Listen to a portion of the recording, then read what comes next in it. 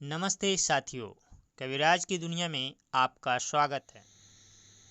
श्रीमती मन्नू भंडारी जी का जन्म 3 अप्रैल 1931 ईस्वी को मध्य प्रदेश में मंदसौर जिले के भानपुरा नामक ग्राम में हुआ। इनका बचपन का नाम महेंद्र कुमारी था।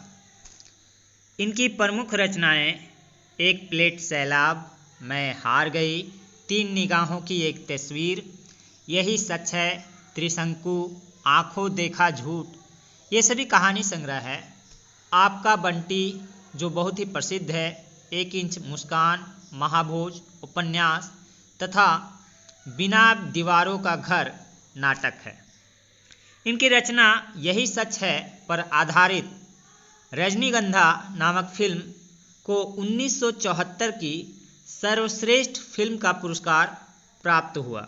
इन्हें हिंदी अकादमी दिल्ली का शिखर सम्मान, राजस्थान संगीत नाटक अकादमी व्यास सम्मान से विभूषित किया गया तथा उत्तर प्रदेश हिंदी संस्थान द्वारा पुरस्कृत किया गया। अब चलिए चलते हैं कहानी की ओर। कहानी का शीर्षक है 2 कलाकार। ए रूनी उठ, कहते हुए चादर खींचकर चित्रा ने सोती हुई अरुणा को झकझोर कर उठा दिया। अरे क्या है? आंखें मलते हुए तनिक खिजलाहट भरे स्वर में अरुणा ने पूछा। चित्रा उसका हाथ पकड़कर खींचती हुई ले गई और अपने नए बनाए हुए चित्र के सामने ले जाकर खड़ा करके बोली, देख, मेरा चित्र पूरा हो गया। ओह, तो इसे दिखाने के लिए तूने मेरी नींद खराब कर दी? अरे जरा इस चित्र को तो देख, न पा गई पहला इनाम तो नाम बदल देना। चित्र को चारों ओर घुमाते हुए अरुणा बोली, किधर से देखूं यह तो बता दे। 1000 बार तुझसे कहा कि जिसका चित्र बनाए उसका नाम लिख दिया कर, जिससे गलतफहमी ना हुआ करे, वरना तू बनाए हाथी और हम समझे उल्लू। तस्वीर पर आंखें गड़ाते हुए बोली, किसी तरह नहीं समझ पा रही हूँ कि 84 लाख योनियों में से आखिर यह किस जीव की तस्वीर है। तो आपको यह कोई जीव नजर आ रहा है? जरा अच्छी तरह देख और समझने की कोशिश कर। अरे यह क्या? इसमें तो सड़क, आदमी, ट्राम, बस, मोटर, मकान सब एक दूसरे पर चढ़ रहे हैं, मानो सबकी खिचड़ी पकाकर रख दी हो। क्या घनचक्कर बनाया है। यह कहकर अरुणा ने चित्र रख दिया। जरा सोचकर बता कि यह किसका प्रतीक है। तेरी बेवकूफ़ी का। आई है बड़ी प्रतीक वाली। अरे जनाब, यह चित्र आज की दुनिया में कन्फ्यूज़न का प्रतीक है, समझी? मुझे तो तेरे दिमाग के कन्फ्यूज़न का प्रतीक नज़र आ रहा है। बिना मतलब ज़िंदगी खराब कर रही है। और अरुणा मुंह धोने के लिए बाहर चली गई। लौटी तो देखा 3-4 बच्चे उसके कमरे के दरवाजे पर खड़े उसकी प्रतीक्षा कर रहे हैं। आते ही बोली, आ गए बच्चों, चलो मैं अभी आई। क्या ये बंदर पाल रखे हैं तूने? फिर जरा हंसकर चित्रा बोली, एक दिन तेरी पाठशाला का चित्र बनाना होगा। लोगों को दिखाया करेंगे कि हमारी एक मित्र साहिबा थी जो बस्ती के चौकीदारों, नौकरों और चपरासियों के बच्चों को पढ़ा पढ़ा कर ही अपने को भारी पंडिताइन और समाज सेविका समझती थीं। 4 बजते ही कॉलेज से सारी लड़कियां लौट आई, पर अरुणा नहीं लौटी। चित्रा चाय के लिए उसकी प्रतीक्षा कर रही थी। पता नहीं कहाँ कहाँ भटक जाती है, बस इसके पीछे बैठे रहो।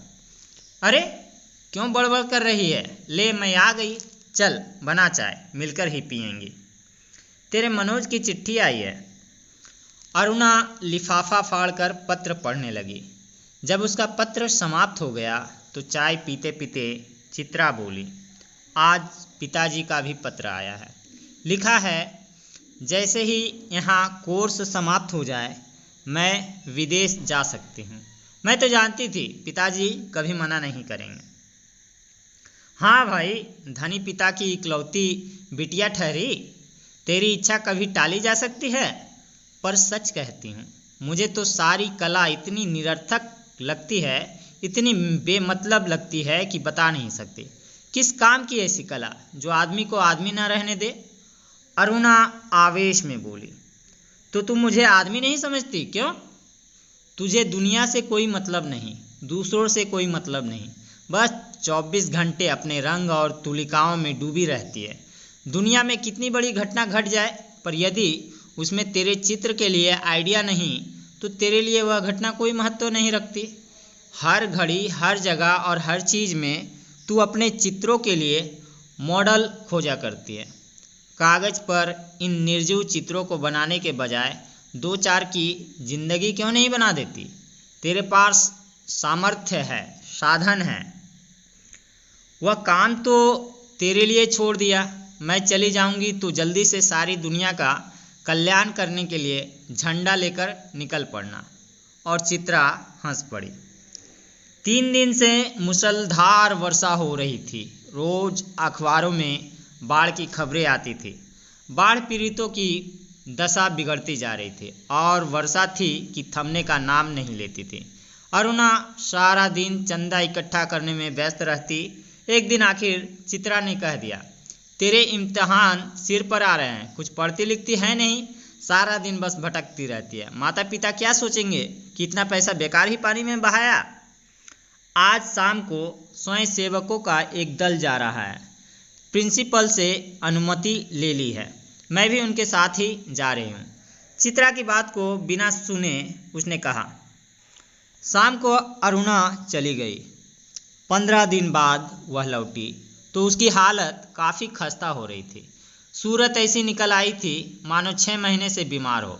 चित्रा उस समय गुरुदेव के पास गई हुई थी। अरुणा नहा धोकर खा पीकर लेटने लगी। तभी उसकी नज़र चित्रा के नए चित्रों की ओर गई। 3 चित्र बना रखे थे, तीनों बाढ़ के चित्र थे। जो दृश्य वह अपनी आंखों से देखकर आ रही थी, वैसे ही दृश्य यहाँ भी अंकित थे। उसका मन जाने कैसा कैसा हो गया। शाम को चित्रा लौटी तो अरुणा को देखकर बड़ी प्रसन्न हुई। क्यों चित्रा, तेरा जाने का तय हो गया? हाँ, अगले बुध को मैं घर जाऊंगी और बस 1 सप्ताह बाद हिंदुस्तान की सीमा के बाहर पहुंच जाऊंगी। उल्लास उसके स्वर में छलका पड़ रहा था। सच कह रही है, तू चली जाएगी चित्रा? 6 साल से साथ रहते रहते यह बात मैं तो भूल गई कि कभी अलग भी होना पड़ेगा। तू चली जाएगी तो मैं कैसे रहूँगी? उदासी भरे स्वर में अरुणा ने पूछा। लगा जैसे स्वयं से ही पूछ रही हो। कितना स्नेह था दोनों में। सारा हॉस्टल उनकी मित्रता को ईर्ष्या की दृष्टि से देखता था। आज चित्रा को जाना था। अरुणा सवेरे ही से उसका सारा सामान ठीक कर रही थी।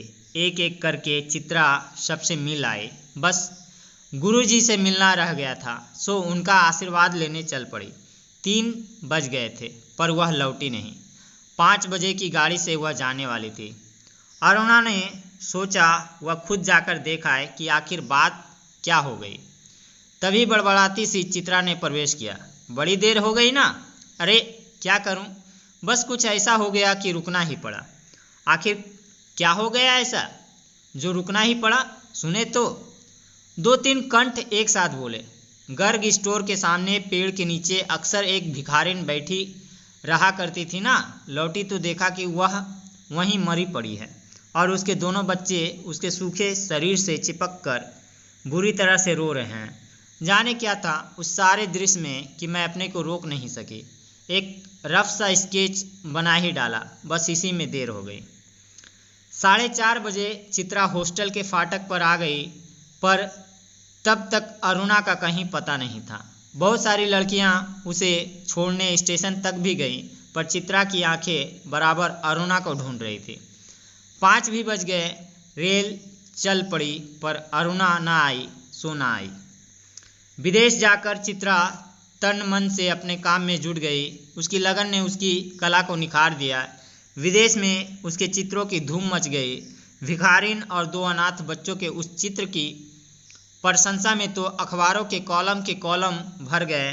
शोहरत के ऊंचे कगार पर बैठे चित्रा जैसे अपना पिछला सब कुछ भूल गई। पहले वर्ष तो अरुणा से पत्र व्यवहार बड़े नियमित रूप से चला, फिर कम होते होते एकदम बंद हो गया। पिछले 1 साल से तो उसे यह भी मालूम नहीं कि वह कहाँ है।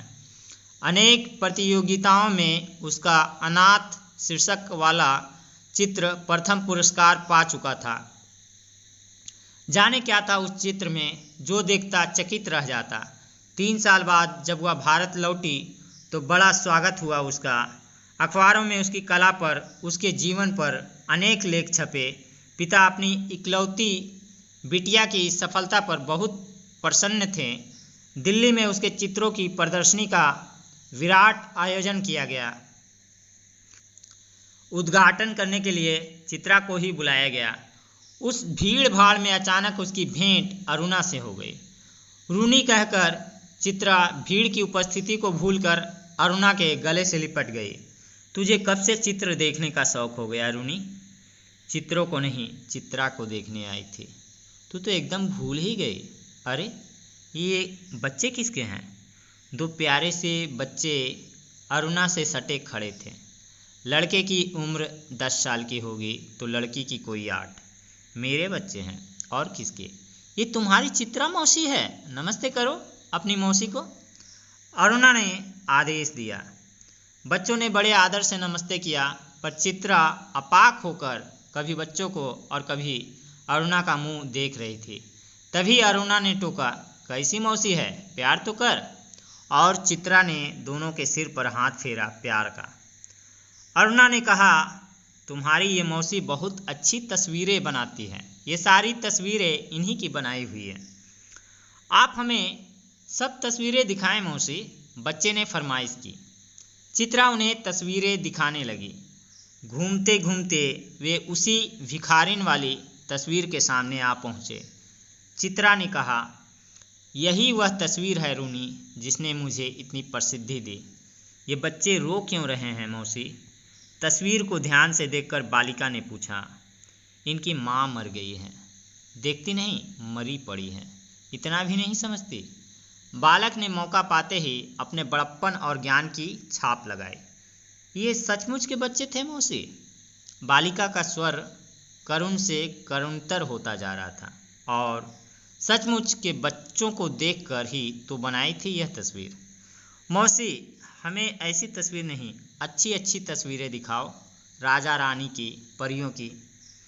उस तस्वीर को और अधिक देर तक देखना बच्चों के लिए असह्य हो उठा था। तभी अरुणा के पति आ पहुँचे। साधारण बातचीत के पश्चात अरुणा ने दोनों बच्चों को उनके हवाले करते हुए कहा, आप जरा बच्चों को प्रदर्शनी दिखाइए, मैं चित्रा को लेकर घर चलती हूँ। बच्चे इच्छा न रहते हुए भी पिता के साथ विदा हुए। चित्रा को दोनों बच्चे बड़े ही प्यारे लगे। वह उन्हें देखती रही। जैसे ही वे आंखों से ओझल हुए, उसने पूछा, सच सच बता रूनी, ये प्यारे प्यारे बच्चे किसके हैं? कहा तो मेरे। अरुणा ने हंसते हुए कहा, अरे बता ना, मुझे ही बेवकूफ़ बनाने चली है। एक क्षण रुककर अरुणा ने कहा, बता दूं? और फिर उस भिखारिन वाले चित्र के दोनों बच्चों पर उंगली रखकर बोली, ये ही वे दोनों बच्चे हैं। क्या? चित्रा की आंखें विस्मय से फैली रह गई। क्या सोच रही है चित्रा? कुछ नहीं, मैं सोच रही थी कि, पर शब्द शायद उसके विचारों में खो गए। कहानी यहीं समाप्त होती है।